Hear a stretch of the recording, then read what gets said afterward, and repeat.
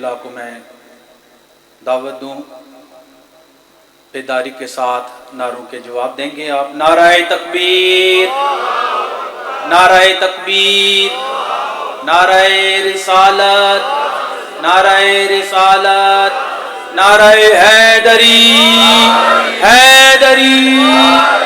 واجب الاحترام عالی جناب قبلہ علامہ سید محمد عباس رضوی آپ کے سامنے ذبح ممبر ذکر فضائل و مصائب بیان فرمائیں گے، اور ان کے بعد آج کی مجلس میں ذاکر اہل بیت غلام اصغر خان بلوچ جو کہ اختتام پہ شبیہ جھولا شہزادہ علی اصغر کا برآمد کروائیں گے۔ مل کے حجت خدا کے جلد ظہور کے لیے بلند تر صلوات۔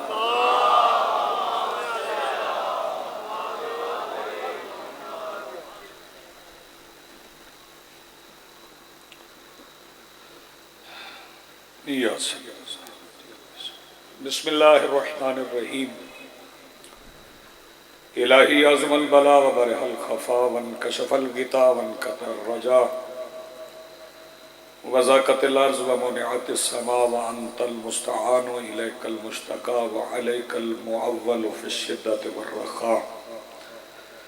اللہم صلی علی محمد وآل محمد اولی الامر الذین فرضت علینا طاعتهم وعرفتنا بذلک منزلتهم ففرج عنا بحقهم فرجا عاجلا قریبا کلمح البصر وهو اقرب یا محمد یا علی یا علی یا محمد اکفیانی فإنکما کافیان وانصرانی فإنکما ناصران یا مولانا یا صاحب العصر والزمان الغوث الغوث الغوث ادرکنا ادرکنا ادرکنا الساعات الساعات الساعات العجل العجل العجل برحمتک یا ارحم الراحمین بحق محمد وآلہ الطاہرین۔ ممکنہ حد تک بلند صلوات پڑھیے۔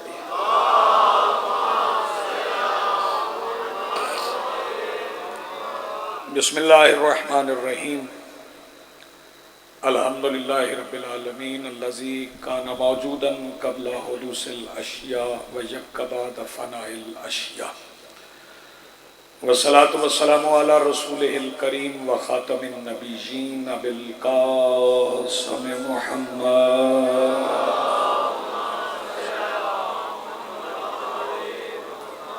والصلاة والسلام والتحیۃ والاکرام علی آلہ الطیبین الطاہرین المعصومین المنتجبین المنتخبین المظلومین المعصومین الذین اذہب اللہ عنہم الرجس وطہرہم تطہیرا۔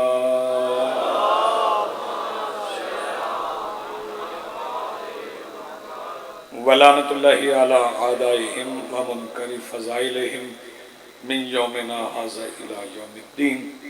اما بعد فقد قال اللہ تعالی سبحانہ فی محکم کتابہ المجید وفرقانہ الحمید وقولہ الحق۔ بسم اللہ الرحمن الرحیم۔ بقیۃ اللہ خیر لکم ان کنتم مؤمنین۔ صلوات پڑھیے بلند آواز سے۔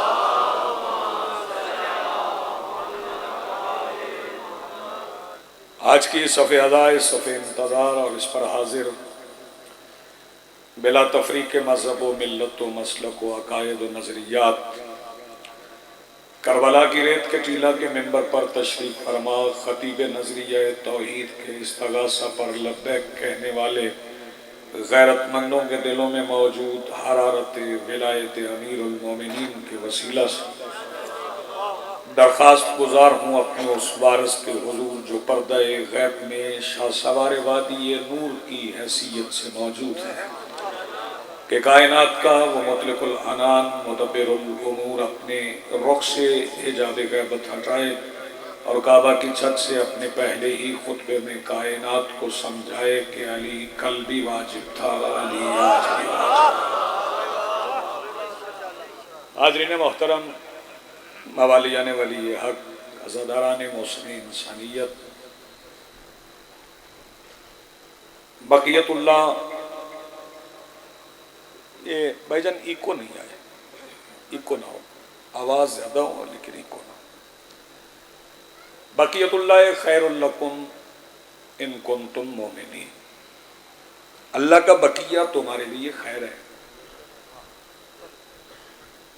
لیکن اگر تم مومن ہو، مومنین کے لیے خیر۔ اب دیکھنا یہ ہے کہ بقیہ ہے کیا، کسے بقیہ کہتے ہیں؟ بقا پہ بات ہو چکی، اب چونکہ اشرا تو ہے نہیں ہے کہ اس پہ میں 2-3 تقریریں بقا پہ کروں، لیکن یہ بات طے ہے کہ جس کا باقی سے جتنا تعلق ہے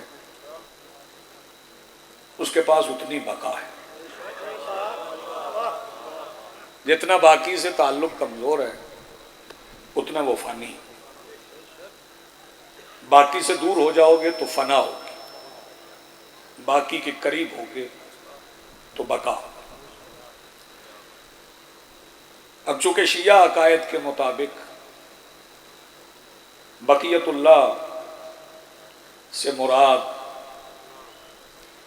وہ سلسلہ ہدایت ہے، وہ منبع ہدایت ہے، وہ مرکز ہدایت ہے، وہ باعث نجات ہے، وہ شافع امت ہے جو ابھی تک پردہ غیب میں موجود ہے۔ یہ ہدایت کا سلسلہ اللہ رب العزت نے ہی شروع کیا، اور یہ اس کا احسان ہے سرکار کو اس نے ہدایت طلب کرنے والے سے پہلے ہدایت دینے والے کو بھیجا۔ بہت شکریہ، آپ بڑا اچھا سن رہے ہیں۔ اس کا مطلب ہے کہ مخلوق سے پہلے بھی ہادی ہے، مخلوق کے بعد بھی ہادی ہے۔ ایک حدیث پڑھ دیتا ہوں تاکہ آسانی ہو جائے بات سمجھنے۔ الحجت قبل الخلق، حجت خلق سے پہلے، الحجت مع الخلق، حجت مخلوق کے ساتھ ہے، الحجت بعد الخلق، مخلوق کے بعد بھی حجت باقی رہے گی۔ تو پہلے حجت سمجھ لیں کہ حجت کیا ہے۔ اللہ رب العزت نے تیسرے پارے میں یہ ارشاد فرمایا کہ رسل مبشرین و منذرین، اللہ نے بھیجے ڈرانے والے اور بشارت دینے والے، لئلا یکون للناس علی اللہ حجت، تاکہ لوگوں کے پاس اللہ کے مقابلے پر کوئی دلیل باقی نہ رہے۔ اس کا مطلب ہے کہ اللہ کی بین دلیل کو حجت کہتے ہیں، اللہ کی بین دلیل کو حجت کہتے ہیں، جس کے ہونے کے بعد یقین ہو جائے کہ اللہ ہے، اسے حجت کہتے ہیں۔ خود تو وہ نظر آتا نہیں ہے، اسے دیکھا جا نہیں سکتا، اسے چھوا جا نہیں سکتا، وجدان میں آتا ہے، عقلوں میں نہیں آتا ہے، جانتا اسے کوئی ہے نہیں ہے۔ معرفت اس کی یہی ہے کہ ہم اسے نہیں جانتے۔ بہت شکریہ۔ معرفت اس کی یہی ہے کہ ہم اسے نہیں جان سکتے۔ تو پھر کیسے مانے اللہ کو؟ سورج کے طلوع ہونے سے، سورج کے غروب ہونے سے؟ کیا سورج اللہ کی دلیل ہے؟ کیا زمین اللہ کی دلیل ہے؟ کیا خوشبوئیں اللہ کی دلیل ہیں؟ پانی کی روانی اللہ کی دلیل ہے؟ تو پھر میں عرض کر دوں گا کہ سورج طلوع بھی ہوتا ہے، غروب بھی ہوتا ہے، کبھی کبھی ہوتا ہے اور نظر نہیں آتا۔ جی آپ سلامت رہیں۔ کبھی کبھی ہوتا ہے اور دکھائی نہیں دیتا۔ تو پھر اللہ کے ہونے کی دلیل کیا ہے؟ کم از کم ہم نے تو سورج کے طلوع و غروب سے اللہ کو نہیں پہچانا، ہم نے اللہ کو سورج کے طلوع و غروب سے نہیں پہچانا، ہم نے ان کے سجدوں سے اللہ کو پہچانا ہے جنہیں بھٹکے ہوئے لوگ خدا سمجھتے رہے۔ بہت شکریہ، بڑی مہربانی۔ لوگ انہیں خدا کہتے رہے، وہ دلیل بندگی دیتے رہے، وہ سجدے کرتے رہے۔ میں اس سے پہلے کہ پھر حجت کی طرف آ جاؤں، خدا کو پہچاننے والے ایک صاحب معرفت کا ذکر کرتے ہیں۔ ایک صاحب معرفت ہیں، نام ان کا ہے جندب، جنادہ کے بیٹے ہیں، آپ سبھی انہیں جانتے ہیں۔ کنیت ان کی ابو ذر ہیں، لوگ انہیں ابو ذر کے نام سے جانتے ہیں، ویسے نام ان کا جندب ہے، جنادہ کے بیٹے ہیں۔ قبیلہ غفار سے ان کا تعلق ہے، اور قبیلہ غفار کے عام بندے کے گھر میں وہ پیدا بھی نہیں ہوئے، قبیلہ غفار کے سردار کے گھر میں پیدا ہوئے، پیدا بھی بڑی دعاؤں کے بعد ہوئے، کیونکہ سردار کے ہاں اولاد نہیں تھی۔ بیٹا پیدا ہوا تو بڑی مبارکبادیں دی گئیں، پھر بیٹا چلنے لگا، جب بیٹا چلنے لگا تو پھر قبیلے والوں نے کہا کہ اسے لے جاؤ معبد میں، معبد جہاں وہ عبادت کرتے تھے، بتوں کو سجدہ کرتے تھے، وہاں لے جاؤ، اسے بھی وہاں جھکاؤ جہاں ہم جھکتے ہیں۔ تو باپ نے بڑی کوشش کی کہ گردن پکڑ کے جھکاؤں، بہت شکریہ، بڑی مہربانی۔ باپ نے بڑی کوشش کی کہ گردن پکڑ کے جھکاؤں، لیکن ابو ذر بت کے سامنے نہیں جھکے۔ پھر کہہ رہا ہوں ابو ذر بت کے سامنے نہیں جھکے، تو پھر جناب ابو ذر سے پوچھا گیا جھکتے کیوں نہیں؟ یہ ہمارا خدا ہے۔ ابو ذر کہنے لگے تم مان سکتے ہو، میں اسے خدا نہیں مان سکتا جو ایک کتے سے بھی اپنی طہارت نہیں بچا سکتا۔ بہت شکریہ جی، بڑی مہربانی، آپ کی دعا مل گئی سر، آپ جی سلام علیکم۔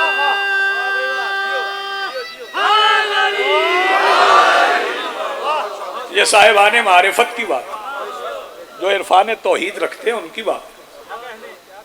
انہوں نے کہا اچھا اگر اسے نہیں جھکتے تو ہمارے ہاں ہمارے قبیلے میں کچھ سورج پرست بھی ہیں، چلو سورج کی پرستش کر لو۔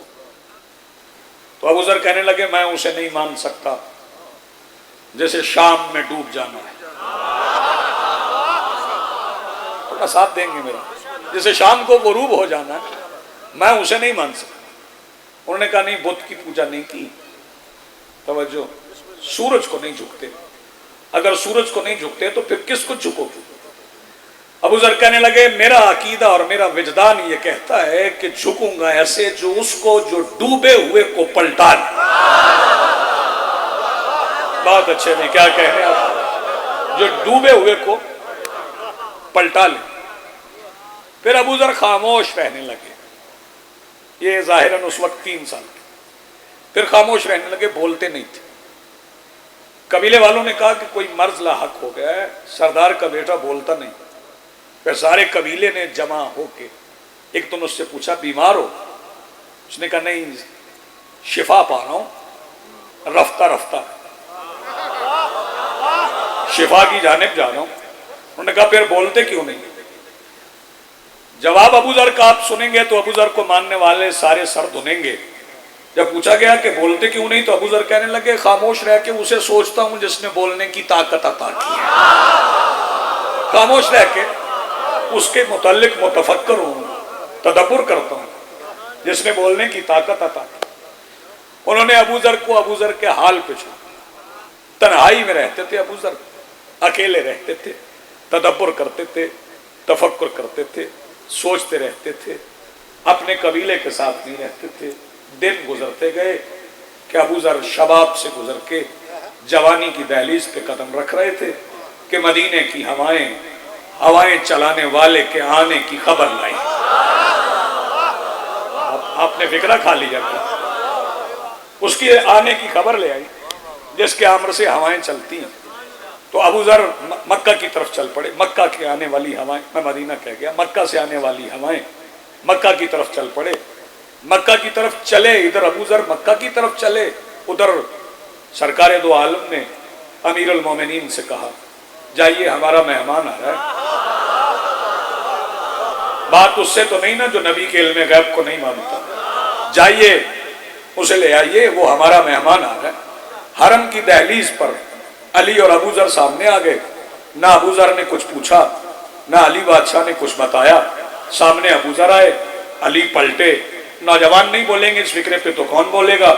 علی پلٹے, ابو ذر پیچھے چلے. میرپور والوں یہ فکرہ میرا یاد رکھنا, علی پلٹے آگے علی پیچھے ابو ذر. ابو ذر تاریخ کا وہ پہلا بندہ ہے جو علی کے نقش قدم پہ قدم رکھ کے چلا. نہیں آپ سلامت رہیں. یا علی, یہ توحید پرستوں سے میں بات کر رہا ہوں. بہت شکریہ, بڑی مہربانی جی.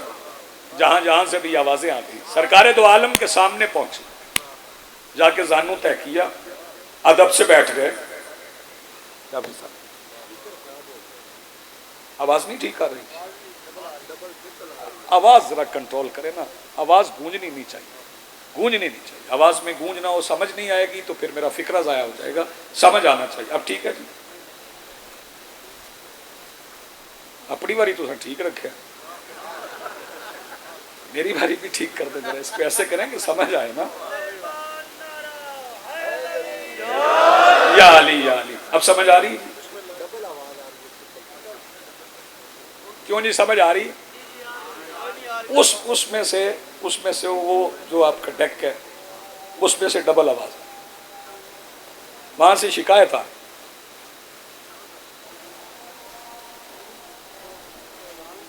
چلیں اذان سن لیتے ہیں اتنی دیر, صلوات پڑھنے بلند آواز.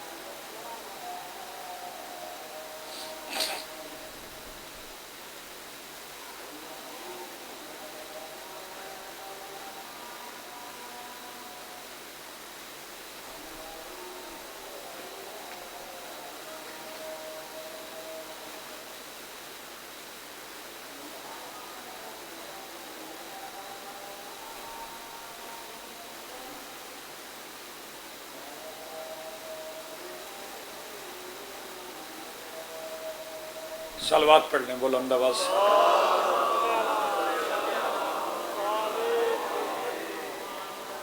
جناب ابو ذر سرکار دو عالم کی خدمت میں. نہیں آ رہی آواز؟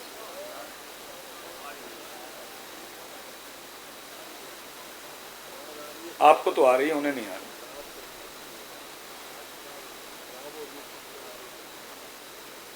نہیں, اب کتنی دیر لگ جائے گی ٹھیک کرنے میں؟ اچھا, ابو ذر آئے سامنے بیٹھ گئے. ابو ذر آئے سامنے بیٹھ گئے. کس کے سامنے بیٹھ گئے؟ جس سے کچھ خفیہ نہیں ہے. زانو طے کیا, سامنے بیٹھ گئے. سرکار دو عالم نے پوچھا, فکرہ میرا ضائع نہ کیجئے گا, یہ آپ کے یہ بھی ٹھیک نہیں ہے.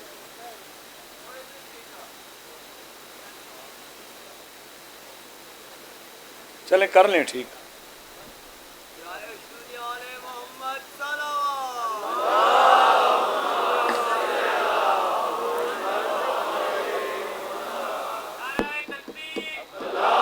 اچھا, اللہ اکبر,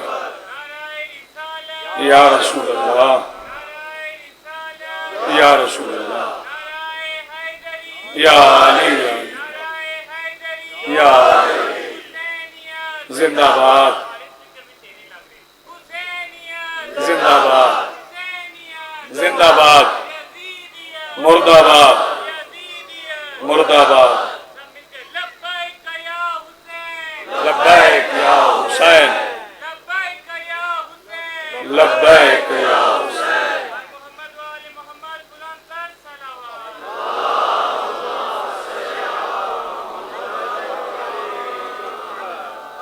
तू भी मांग ले दरे शब्बीर से शिफा,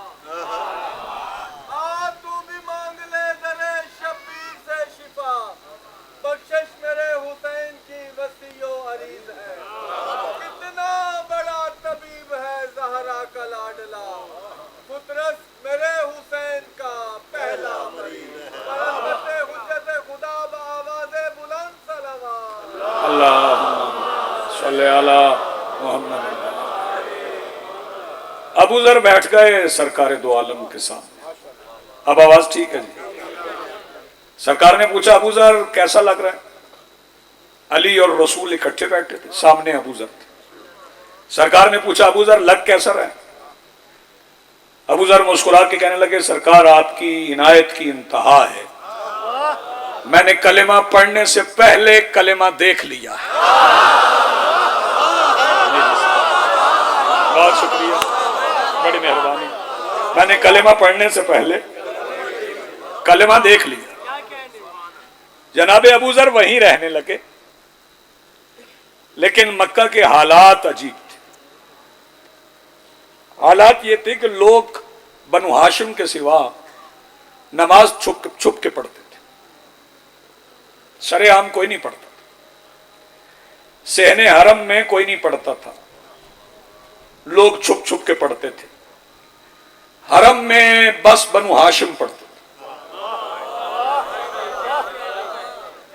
नमाज पढ़ाने के लिए रसूल खड़े होते थे, रसूल के पीछे मलिकतुल अरब खड़ी, सैयदा खड़ी होती, हसनैन की नानी खड़ी, साथ अली खड़े होते, मौला अली साथ खड़े होते।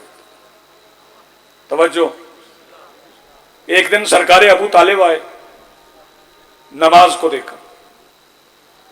सरकार पढ़ा रहे हैं, सैयदा पीछे खड़ी हैं, साथ अली हैं। घर चले गए, जनाबे जाफर तैयार को साथ लिया, ला के साथ खड़ा कर दिया कि तुम भी यहां पढ़ो, और खुद अबू तालिब हाथ में बरहना तलवार लेके उनके गिर्द पहरा देने लगे कि इतने में अबू लहब आ गया। अबू लहब ने देख के गौर से बाजी कहा कि ये क्या कर रहे हैं अबू तालिब? कभी उठते हैं, कभी बैठते हैं, कभी झुकते हैं, कभी माथा जमीन पर रखते हैं। सरकार अबू तालिब ने फरमाया ये नमाज पढ़ रहे हैं। चूंकि सरकार अबू तालिब के हाथ में तलवार थी, अबू लहब कहने लगा ये तो नमाज पढ़ रहे हैं, आप क्या कर रहे हैं? सरकार ने फरमाया ये पढ़ रहे हैं, मैं कायम कर रहा हूं। जी आप सलामत रहे, ये पढ़ रहे हैं, मैं कायम कर रहा हूं। तवज्जो, हालात ऐसे थे तो लोग छुप छुप के कलेमा पढ़ते, लेकिन सरकार दो आलम ने अबू जर को इजाजत दी। फरमाया तुम्हें इजाजत है कि तुम छुप के नहीं पढ़ो, तुम खुल के कहो ला इलाहा इल्लल्लाह। अबू जर फिर खुल के कहते थे ला इलाहा इल्लल्लाह। मीरपुर में बंदा आके बाहर से रहने लगे और मीरपुर के रहने वालों के अकायद को चैलेंज करना। बाहर से आए हुए बंदे को बंदे वोट नहीं देते, ये बाहर से आए हुए, तो वो बाहर से आए थे और बाहर से आके वहां रहने वालों के अकीदे को चैलेंज कर रहे थे कि एक दिन सारे मक्के वालों ने मशवरा किया कि बाहर का बंदा है, कबीला गफ्फार से ताल्लुक है और हमारे खुदाओं को झूठा कह रहे हैं। तलवारें लेके आ गए अबू जर को कत्ल करना। जब सारे मिलके आए, तलवारें उठ गईं, करीब था कि अबू जर को कत्ल कर दें। अबू जर कहने लगे शौक से मारो, मुझे कत्ल कर दो, टुकड़े टुकड़े कर दो, मगर टुकड़े टुकड़े करने से पहले एक बात सुन लो, मेरा ताल्लुक कबीला गफ्फार से है। तुम्हारे काफिले वहां से गुजरते हैं तिजारत के लिए, मेरे कबीले वालों का काम है वो काफिले लूटते हैं। तुम्हारे काफिले वाले कहते हैं हमारा ताल्लुक बनु हाशिम से, वो छोड़ देते हैं। अगर आज तुमने कबीला गफ्फार के एक बंदे को कत्ल कर दिया फिर तुम्हारा कारोबार बंद हो जाएगा। फौरन तलवारें नयाम में चली गई, क्योंकि सोच रहे थे कि अकीदा बचाए या कारोबार बचाए। जी बिस्मिल्लाह, जी आप सलामत रहे, अकीदा बचाए या कारोबार बचाए। तलवारें नयाम में रख के चले गए। बस इतना समझ लो میرپور والوں یہ ذہن میں رکھنا، جو کاروبار کو عقیدے سے افضل سمجھتا ہو اس کا ایمان مکے کے کافروں جیسا ہے۔ کچھ بندے سر ہلا کے رہ گئے، حالانکہ بڑا مشکل ہوتا ہے سر ہلانا، لیکن بندوں نے سر ہلا دی۔ اور سر ہلانا جو ہے یہ ویسے بھی تکبر کی نشانی، سر ہلانا جب بندہ بول سکتا ہو تو پھر بولنا چاہیے، یہ عاجزی کی نشانی۔ یا علی بولیے گا ساتھ۔ یہ وہ ابو ذر ہیں جو توحید پرست ہے، تو میں بات توحید پہ کر رہا تھا، درمیان میں ایک توحید والے کا تذکرہ آ گیا۔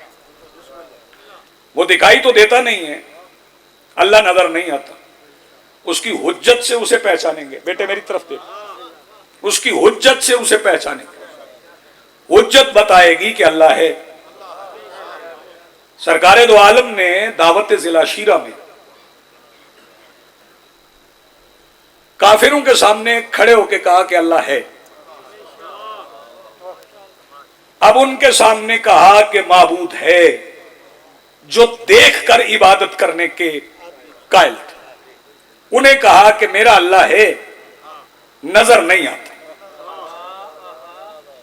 اچھا وہ 360 کے ماننے والے، 360 بھی وہ جو نظر آتے ہیں، وہ مصطفیٰ کے کہنے پہ اسے مان لیں جو نظر نہیں آتا۔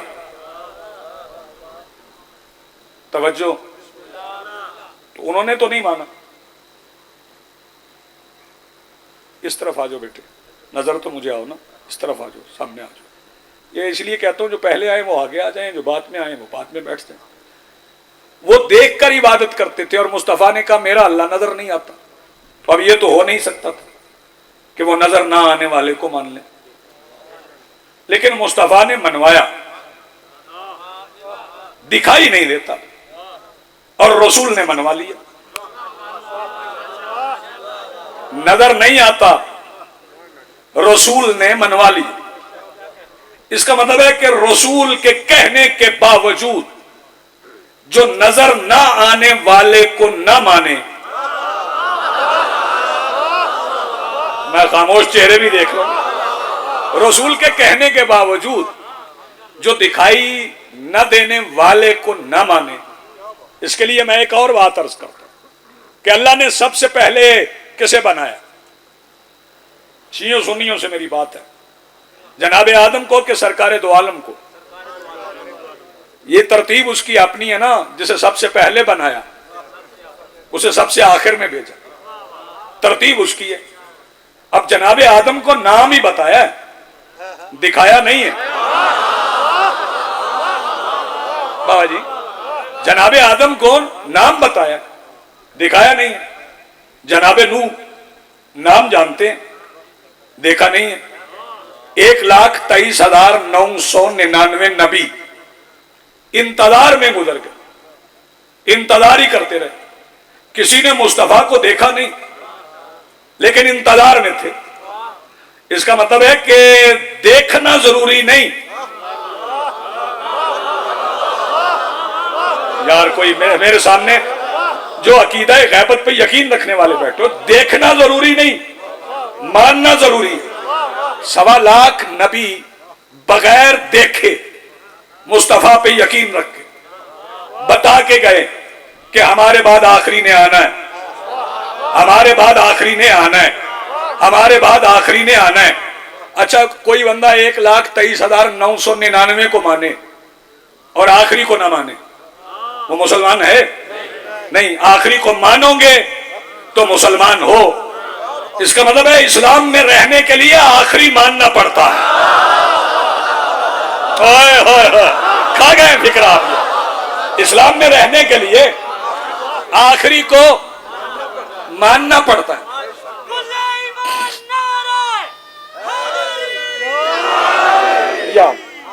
اب لوگ کہتے ہیں جی وہ آخری ہے تو نظر آئے، جو آخری ہے وہ نظر بھی تو آئے۔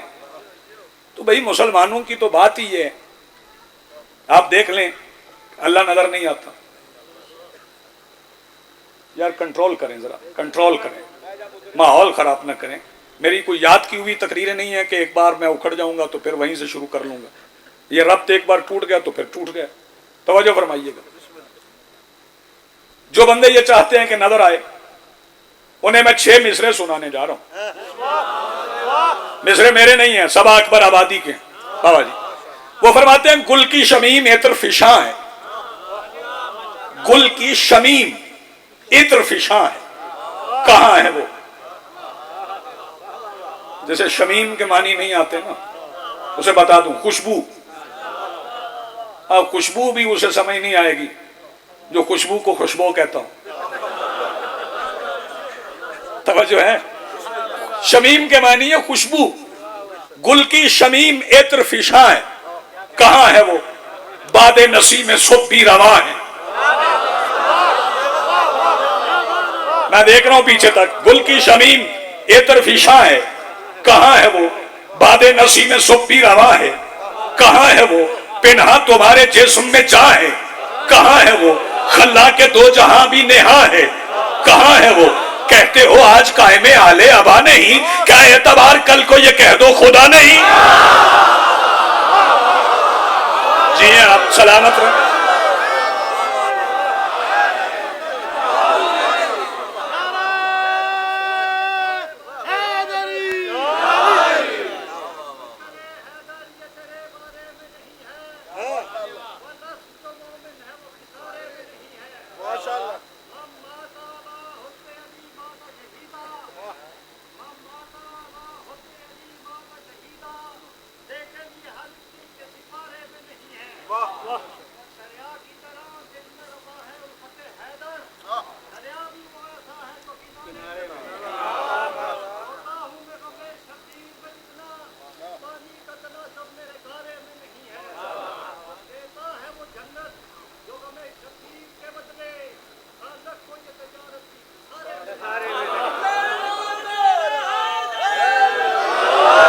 یا علی یا علی یا علی. بندے کہتے ہیں تو دکھائی دے. تو تمہاری تو بنیاد ہی اس بات پر ہے کہ اللہ کو مانتے ہو, نظر نہیں آتا. تم زندہ ہو جسم کے سہارے پر تو نہیں, روح کے سہارے پر. اپنی روح دکھاؤ, اپنی روح دکھاؤ, روح کے سہارے پر زندہ. اللہ نے زندگی خلق کی ہے, وہ بھی نظر نہیں آتا. اللہ روح کا خالق ہے, وہ بھی نظر نہیں آتی. جانا جنت میں ہے, توجہ ہے صاحب, وہ بھی نظر نہیں آتی. یعنی اپنی مرضی کی نظر نہ آنے والے سب مان رہے ہو, اور جسے اللہ منوا رہا ہے کہ وہ نظر نہیں آتا, اسے کہہ رہے ہو کہ ہے تو نظر آئے, ہے تو دکھائی دے. لیکن میں اپنے نوجوان دوستوں سے کہوں گا کہ کوئی مانے نہ مانے, آپ نے یقین سے مانا. کوئی لمحہ انتظار کے بغیر نہیں گزارنا, انتظار کے بغیر کوئی لمحہ نہیں گزارنا. بس یہ سمجھ لو کہ ہر وقت آپ نے انتظار میں رہنا.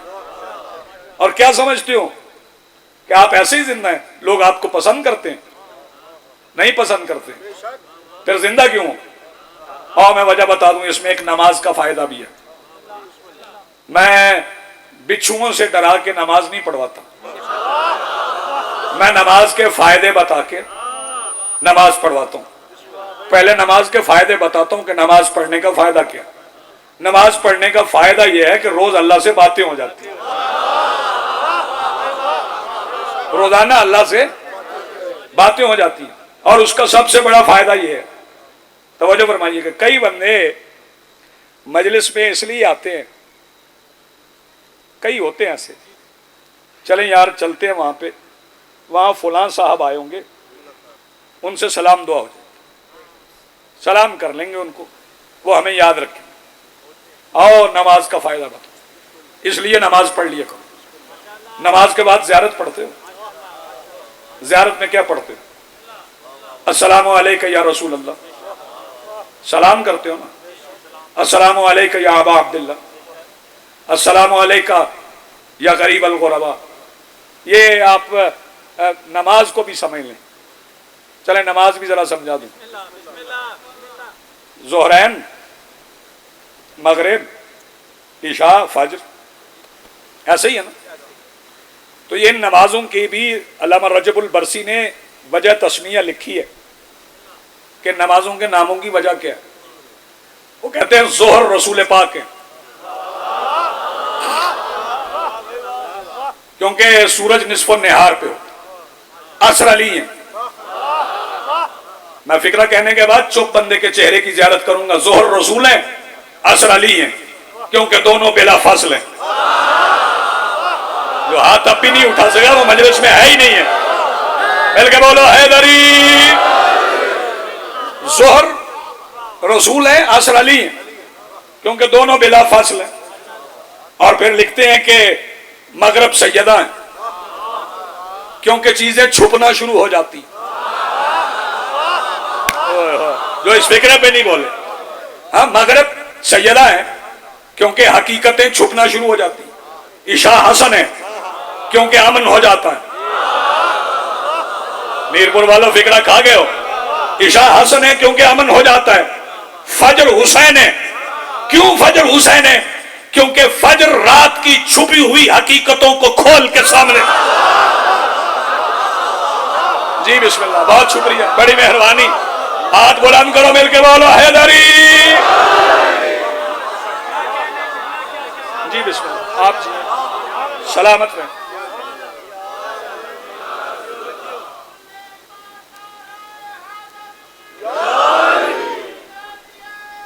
سارے بولو مرد آباد. بے شمار لبیک یا حسین، لبیک یا حسین، لبیک یا حسین. اللہم صلی علی محمد وآل محمد وعجل ولیک الفرج. زیارت پڑھتے ہوئے آپ پہلے رخ کرتے مدینہ کی طرف، ایسے ہی ہے. پھر آپ رخ کرتے ہیں کربلا کی طرف، پھر آپ کرتے ہیں مشہد کی طرف جابری صاحب. پھر آپ کا رخ ہو جاتا ہے مکہ کی طرف، کعبہ کی طرف. نماز میں بھی کعبہ کی طرف، وارث زمانہ کی زیارت میں بھی کعبہ کی طرف. کیونکہ رخ ادھر ہی کرو گے نا جہاں سے اس نے آنا ہے، جہاں سے انہوں نے آنا ہے. اور یہ کعبہ جو ہے نا، کعبہ کو بھی یاد رکھیے. ہاں کعبہ اللہ کا گھر ہے. کعبہ بولو اللہ کا گھر ہے. میں سارے شیعوں سنیوں سے پوچھتا ہوں، وہ گھر میں رہتا ہے؟ اسے گھر کی ضرورت ہے، لیکن اس نے گھر رکھا ہے. توجہ. اس نے عرش بھی رکھا ہے، اس نے گھر بھی رکھا ہے. عرش اللہ کا دفتر ہے. اب کوئی بندہ مجھ سے پریشان ہو کے گئے جی اللہ کا بھی دفتر ہوتا ہے، تو وہ جس کا گھر ہوتا ہے اس کا دفتر بھی ہوتا ہے. بھائی توجہ، ملنا ہو تو یا گھر جاتے ہیں یا دفتر جاتے ہیں. اب یہ ہمارے مقدر کی بات ہے کہ یہ بات ہمارے حصے میں آ گئی. ملنا ہو تو پھر یا گھر جاتے ہیں یا دفتر جاتے ہیں. ایک بار رسول کعبہ میں گئے ہیں، ایک بار معراج پہ گئے ہیں. یہ الگ بات ہے. جہاں بھی گئے ملاقات علی سے ہوئی ہے. جسے اچھا نہ لگے وہ مجھے داد نہ دے. مل کے بولو حیدری. اور کعبہ کی چھت پہ ساری مسجدوں کے مینار ہیں، گلدستے ہیں اذان کے. کعبہ کا نہیں ہے. کعبہ کا گلدستہ نہیں ہے، مینار بھی نہیں ہے، خالی رکھا ہوا ہے. کعبہ پہ مینار نہیں بنا، بنے گا. اب میں آپ کی سماعتوں کے معیار کی بلندی کا اندازہ لگاؤں گا، اور یاد رکھنا جو کعبہ پہ مینار لگے گا نا وہ لہرائے گا. سرکار دعا دیجئے. جو کعبہ پہ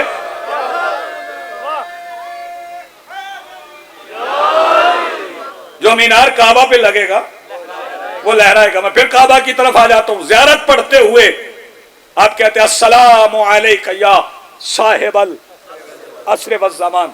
سلام کرتے ہیں نا. تو میں نے پہلے کہا نا لوگ تو پسند نہیں کرتے ہمیں, لیکن ہم ہیں. وجہ کیا ہے؟ آؤ بتاؤں. سلام کرنا سنت, جواب دینا واجب. جب نماز کے بعد تم کہتے ہو نا مولا میرا سلام ہو, جواب میں مولا بھی کہتے جاؤ تم بھی سلامت رہو. یہ مولا کے جواب کا اثر ہے. توجہ ہے صاحبو. پھر آ جاؤ کعبہ کی طرف.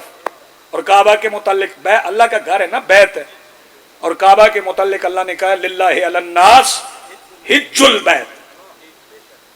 انسانوں پہ فرض ہے کہ اللہ کے گھر کو غور سے دیکھیں. حج کا مطلب ہی غور سے دیکھنا, اسے ہی حج کہتے ہیں. کعبہ کو غور سے دیکھنے کو حج کہتے ہیں.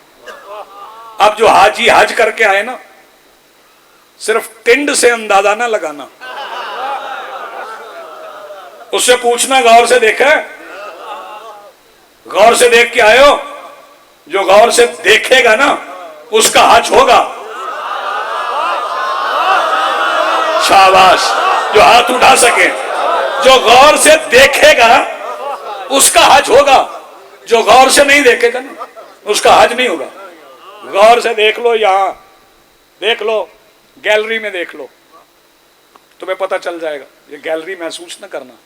سیڑھیاں کون کون بیٹھا ہوا ادھر دیکھ لو, کون بیٹھا, بینر کون سا لگا ہے, کناتے کس رنگ کی ہیں, ساؤنڈ کس وقت خراب ہوا ہے. جو غور سے سن رہا ہے سب کو یاد رہے گا کہ فلاں لمحے میں یہ ہوا, فلاں دیوار پہ یہ تھا, فلاں بلندی پہ یہ تھا, آگے کون تھا, پیچھے کون تھا. غور سے دیکھے کو تو پتہ چلے گا. جسے یہی نہ پتا ہو جہاں میں گیا ہوں اس کا دروازہ کس طرف ہے, اس کی دیواریں کس طرف ہیں. جس نے کعبہ کو غور سے دیکھا ہے وہ آ کے بتائے گا تو صحیح نا کہ میں غور سے دیکھ رہا تھا, ساری دیواریں بغیر نشان کے تھی. جی آپ سلامت رہیں. حج کے معنی بتا رہا ہوں بھائی. ساری دیواریں بغیر نشان کے تھی, ایک دیوار میں نشان تھا. توجہ. اب یہ نشان کوئی مانے نہ مانے ہے بھائی, توجہ. یہ نشان کسی کی نشانی, یہ نشان کسی کی نشانی ہے. توجہ. کیونکہ یہاں کوئی آیا تھا اور دیوار گری تھی, پھر بنی تھی اور نشان رہ گیا. نشان رہ گیا, وقت گزر گیا, وقت گزر گیا. توجہ. تو پھر حج ہونے لگا. جب حج ہونے لگا تو نئے نئے مسلمان بھی حج کرنے آ گئے. ایک نیا مسلمان حج کے معنی جانتا تھا کعبے کو غور سے دیکھنا ہے. وہ غور سے دیکھتا دیکھتا رکن یمانی کے قریب سے گزرا, اسے نشان نظر آیا. اس نے کہا چلیں دوسرے چکر پہ دیکھتا ہوں. دوسرے پہ آیا تو اس نے غور سے دیکھا تو رک گیا. تو ایک مسلمان کے قریب جا کے کہنے لگا آپ کے گھروں کی دیوار میں تو کوئی لکیر نہیں ہے, یہ تو اللہ کا گھر ہے, اس میں لکیر کیوں ہے, دیوار ہی نہیں بنا دو. اس نے کہا چل چھوڑ, یہ لکیر نہیں ہے, حج کر, طواف کر. وہاں سلمان کھڑے تھے, انہوں نے کلائی سے پکڑا, دور لے گئے. انہوں نے کہا یہ صرف لکیر نہیں ہے, میں تمہیں بتاتا ہوں یہ کیا ہے. اس نے کہا کیا ہے. اس نے کہا 13 رجب کا دن تھا, میرے مولا علی کی اماں آئی تھی, دیوار گر گئی تھی, علی کی اماں اندر چلی گئی تھی, دیوار بن گئی تھی, علی کعبہ میں آ گئے تھے, نشان رہ گیا. اس نے کہا پھر بتاؤ کعبہ میں کون آیا. سلمان نے کہا علی آئے. اس نے کہا پھر بتا کعبہ میں کون آیا. سلمان نے کہا علی آئے. کہنے لگا پھر بتا کعبہ میں کون آیا. سلمان کہنے لگے علی آئے. کلائی چھڑوا کے پھر اسی مسلمان اب کے قریب آ کے کہتے ہیں جب کعبہ میں علی آئے ہیں تو تم نے مجھے کلمہ محمد تک کیوں پڑھایا.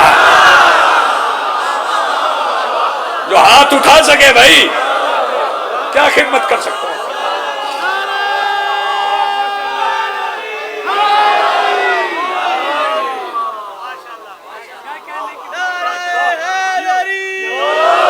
اسی کعبہ کی رخ طرف رخ کر کے زیارت پڑھا کرو. زیارت پڑھو گے, سلام کرو گے تو سلام کا جواب آئے. اور یہ زیارت بھی آپ انتظار میں پڑھیں گے,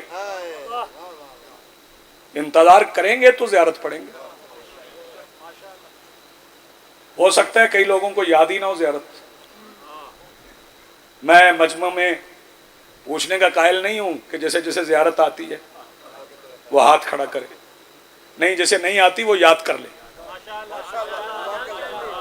ہاں نہیں آتی تو یاد کر لے، بندے یاد کر لیتے ہیں، بوڑھے ہو کے بھی قرآن پڑھ لیتے ہیں،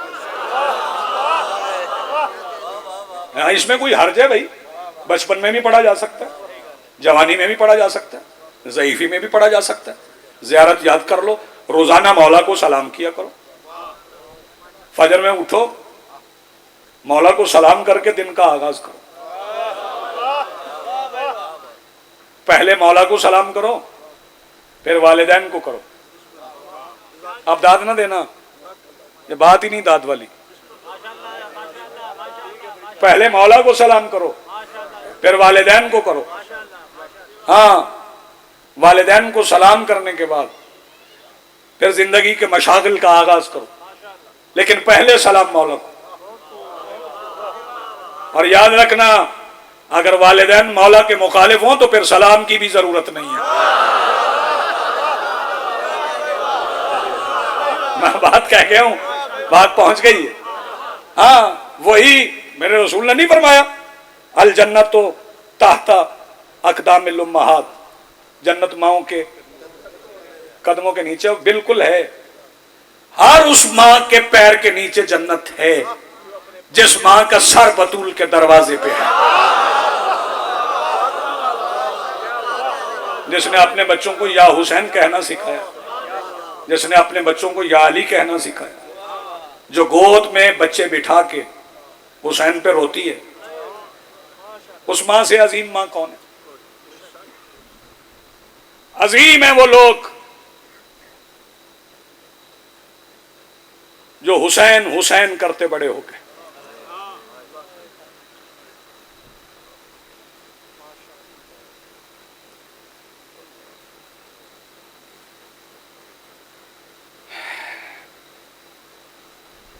لیکن کربلا کی ماؤں کو یاد رکھنا،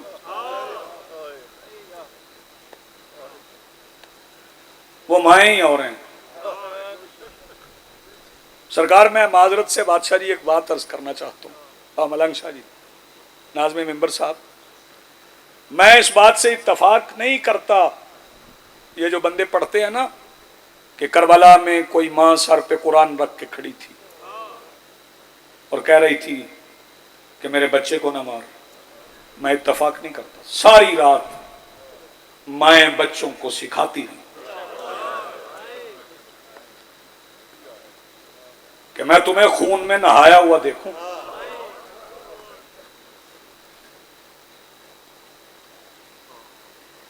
ایک ماں کا ذکر کرتا ہوں اور پھر مصائب کے دو فکرے اور آپ کو سلام کر کے رخصت لیتے ہیں۔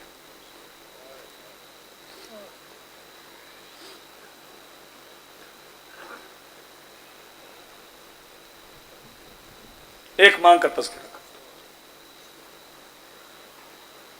یہ سیدہ ام فروا ہیں،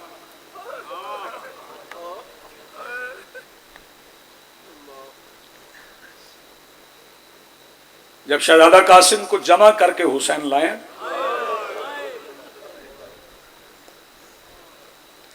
عجیب دلہا ہے جو سارا ایک سہرے میں پورا آ گیا،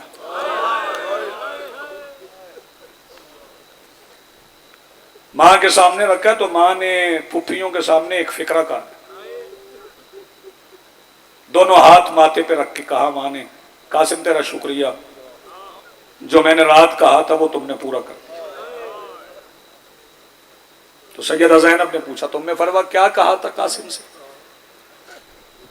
تو بی بی نے عرض کی سیدہ میں نے رات قاسم سے کہا تھا میرے پاس حسین کو دینے کے لیے تمہارے سوا کچھ اور نہیں ہے، اپنی قربانی اس طرح دینا کہ میں علی کی بیٹیوں کے ساتھ سر اٹھا کے شام تک جاؤں۔ تو قاسم نے پوچھا تھا میں کروں کیا، آپ حکم کریں، میں نے صرف اتنا کہا تھا بس قربانی اس طرح سے دینا سب کے لال جائیں، آئیں تو پہچانے جائیں۔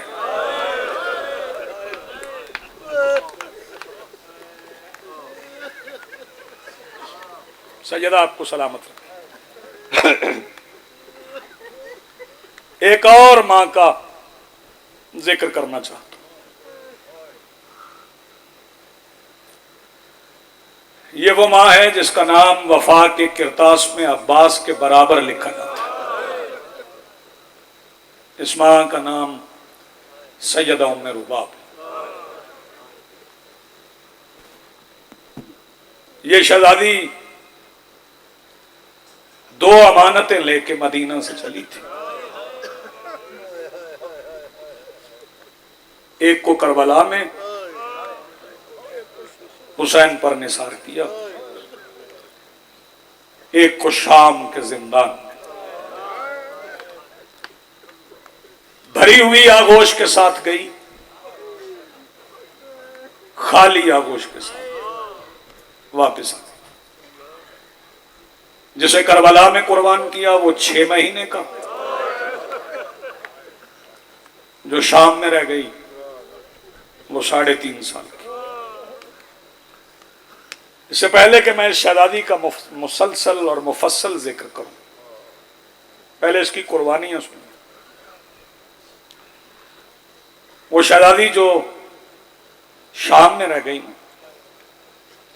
اس شہزادی کا نام سکینہ نہیں ہے، نام فاطمہ ہے۔ حسین سکینہ کہتے ہیں کیونکہ حسین نے ساری بیٹیوں کا نام فاطمہ رکھا، ساری بیٹیوں کو فاطمہ ہی کہتے تھے، اس شہزادی کو سکینہ کہتے تھے۔ میرپور والوں پتہ نہیں کون سا بندہ جو ہائے نہ کر سکے، حسین سکینہ کہتے رہے، شمر فاطمہ سمجھ کے مارتا رہا۔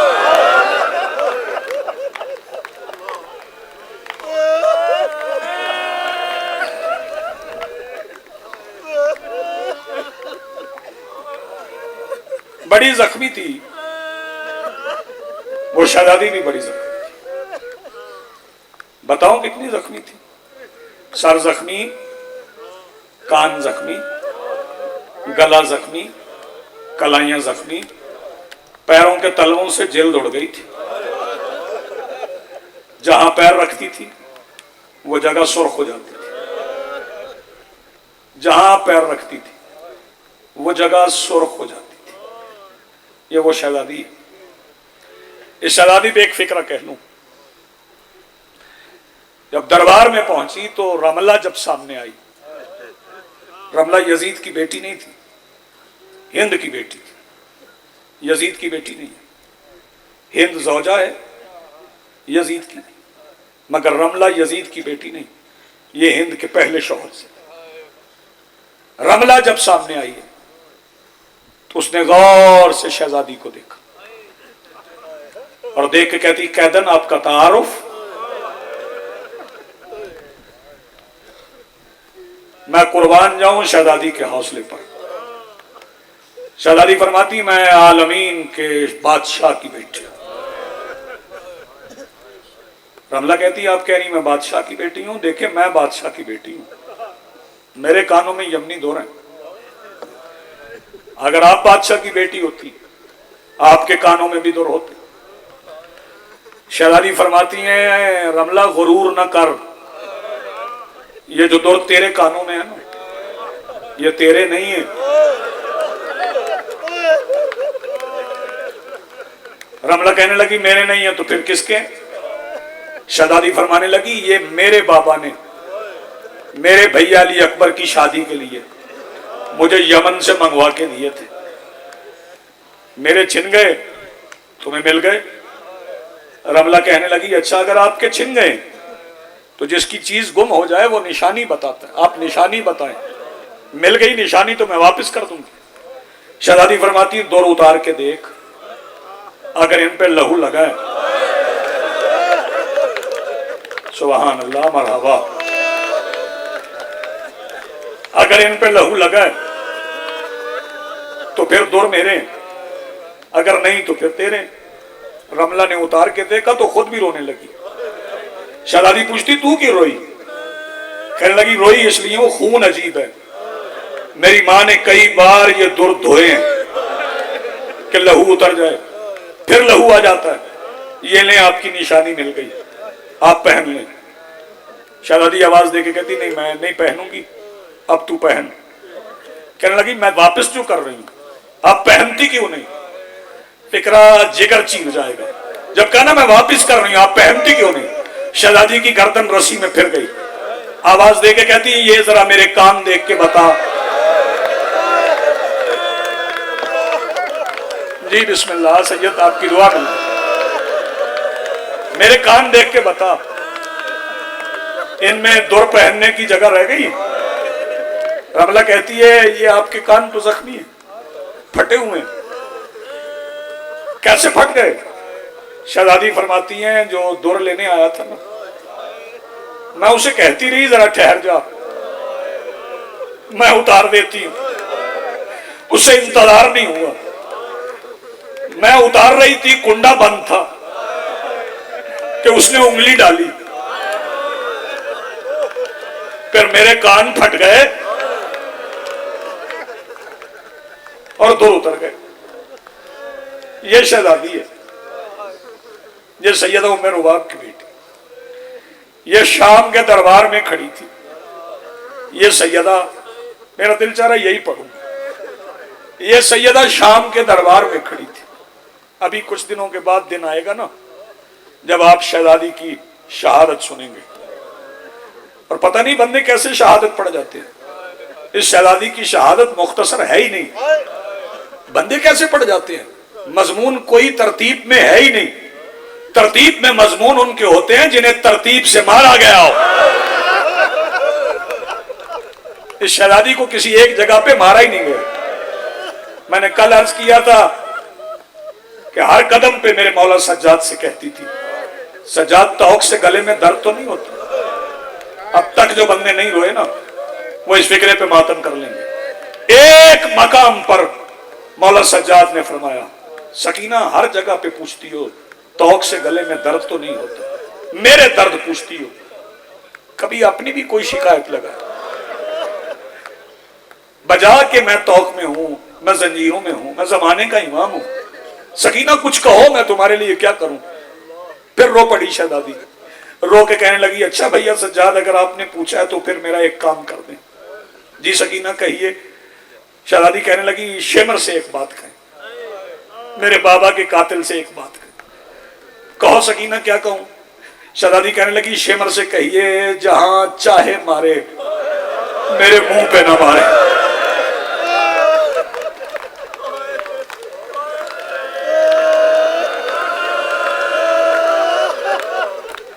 کتنا گری آپ کر لیں گے، کتنا رو لیں گے.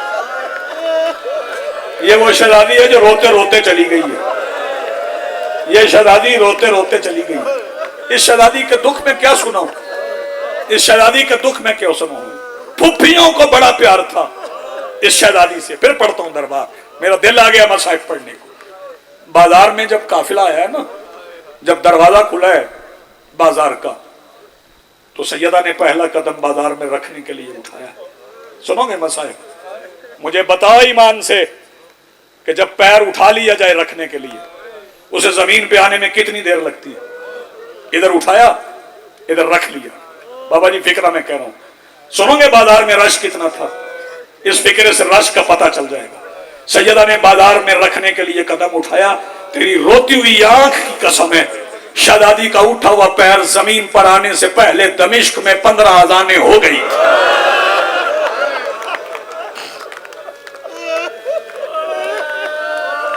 آئے کر کے رویا کر، بہن کر کے رویا کر. اتنا رش تھا بازار میں. پھر پتھر برسنے لگے. چند لمحوں میں شہزادیوں کے لباس کے رنگ بدل گئے. اتنے پتھر برسے. پتھر لگتے رہے پتھر. علی کی بیٹی چپ کر کے کھڑی رہی. میں پھر کہہ رہا ہوں علی کی شہزادی چپ کر کے کھڑی رہی. اچانک چھت سے ایک پتھر آیا. وہ پتھر لگا سیدہ ام رباب کے ہاتھ پہ. جب سیدہ ام رباب کے ہاتھ پہ پتھر لگا نا، پھر علی کی بیٹی نہیں رکی. پھر چلتی ہوئی وہاں آئی جہاں حسین کا سر نیزے کی نوک پہ آنکھیں بند کی ہوئے تھے. حسین کے سر کے قریب آ کے آواز دے کے شہزادی کہتی حسین قرآن کب پڑھو گے؟ اب تو میرے بابا کی بہو زخمی ہو گئی. بہن کے کہنے پہ شفیق نے سنا کی نوک پہ قرآن کی تلاوت شروع کی. مدت کے بعد بہن نے بھائی سے قرآن سننا شروع کیا. मगन हो गई शहजादी भाई की तिलावत में, पत्थर भूल गई, पत्थर बरसते रहे, शहजादी तिलावत सुनती रही कि हुसैन ने कुरान पढ़ते पढ़ते अचानक आयत से बीबी को इशारा किया। बीबी ने भाई के इशारे पे पलट के देखा, अब भी जो मातम न कर सके वो सैयदा से माफी मांगे।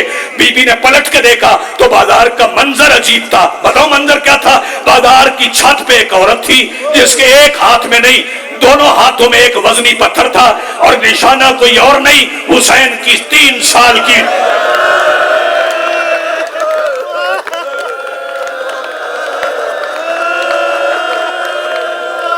बताओ फूफी को प्यार कितना था। सुनोगे फूफी को प्यार कितना था। उधर उस औरत ने पत्थर छोड़ा, उधर शहजादी बाजार में चली कि फिर वो पत्थर सकीना को नहीं, वो पत्थर लगा बीबी ज़ैनब के साथ। फूफियां संभालती रही सारा रास्ता। आ गया दरबार, दरबार में एक रस्सी 9 गर्दनें। मैंने क्या कहा? एहतियातन एहतियातन रस्सी कहते हैं। तेरा दिल बंद हो जाएगा अगर मैंने मक्तल में लिखा हुआ लफ्ज पढ़ दिया। एहतियातन रस्सी कहते हैं, रस्सी नहीं थी, जंजीर थी। डरते हुए जाकर रस्सी पढ़ते हैं। चल एक रस्सी समझ ले, 9 गर्दनें। शहजादियां झुकी हुई, सीधी होकर खड़ी नहीं होती थी क्योंकि शहजादी का दम घुटता था, सकीना का दम घुटता था। शहजादी दरबार में खड़ी है, सामने तख्त पे यजीद बैठे, अल्लाह इस पे लानत करे। इसके पहलू में रूम का सफीर कैस बैठा है। उसने देखते देखते कहा, यजीद वो बच्ची कौन है? इससे बड़ा मसाइब मेरे पास नहीं कि ईसाई ने हुसैन की बेटी के मुतालिक पूछा, वो बच्ची कौन है? यजीद ने शेमर को बुला के पूछा, बता ये बच्ची कौन है? शेमर कहने लगा, यही तो वो बच्ची है जो हुसैन के सीने पे सोती थी। कहने लगा, यही है वो जिससे शबीर बड़ा प्यार करता था। कहता यही वो बच्ची। कहता जरा इस बच्ची की गर्दन रस्सी से खोलो। इसने रस्सी खोली, कहने लगा बच्ची को बुलाओ। शहजादी आगे बढ़ी। फिक्रा समझना, संगे मरमर का सफेद फर्श था। मीरपुर वालों, फिक्रे में खयानत नहीं करूंगा, जहां से शहजादी पैर उठाती थी ना, जमीन सुर्ख हो जाती। कितने पैर जख्मी होंगे। रो लो यार, रो लो। सैयदा आगे बढ़ी, मेरी मखदूमा सकीना आगे बढ़ी। यजीद आवाज देके कहता, मैंने सुना है तेरा बाबा तुझसे बड़ी मोहब्बत करता था। जब तेरा बाबा तुझसे बड़ा प्यार करता था, तुझे खाने के लिए क्या देता था? शहजादी फरमाती, मेरा बाबा मुझे गोद में बिठाता था, खजूरों से गुठलियां निकाल के, दुरूद पढ़ पढ़ के मेरा बाबा मुझे खजूरें खिलाता था। अल्लाह करे मैं फिक्रा समझा सकूं। ये लाइन कहता है, अगर दरबार में खजूरें मिल जाएं, खा लोगी? शहजादी ने खुद फैसला नहीं किया, अपनी आलिमा गैर मोहल्लिमा फूफी की तरफ देखा। शहजादी फरमाती, अगर बाबा का सदका मिले खा लो। इस लाइन के हाथ में थी एक छड़ी। इसने छड़ी लगाई अपने तख्त की सबसे निचली सीढ़ी के पड़े हुए एक तश्त पे।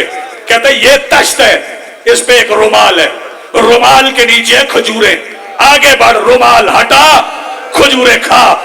अदादारों, जब इसने कहा ना रुमाल हटा, खजूरें खा, शहजादी तश्त की तरफ चली जिन्होंने मातम करना है। बीबी ज़ैनब का रुख आसमान की तरफ उठ गया। सैयदा आवाज देके कहती, अल्लाह जो पहले मारे गए वो मेरे बेटे थे। ये है यजीद का दरबार। अगर मेरी सकीना को कुछ हुआ मैं शाम को उलट दूंगी। और सुनोगे, शहजादी पहुंची तश्त के सामने, ऐसे बैठी जैसे नमाजी तशहद की हालत में बैठते। शहजादी के हाथ रुमाल में आए जिन्होंने मातम करना। इधर रुमाल हटा कि शहजादी की चीख निकल गई। आवाज दे के कहती है, हाय मेरे मजलूम बाबा, बाबा ये आपकी रगे किसने काटी? बाबा इतनी बेदर्दी से रगे काटी। बस यअलमुल्लज़ीना ज़लमू अय्यमुन कलमिन यनकलिबून वलानतुल्लाहि अलैहि।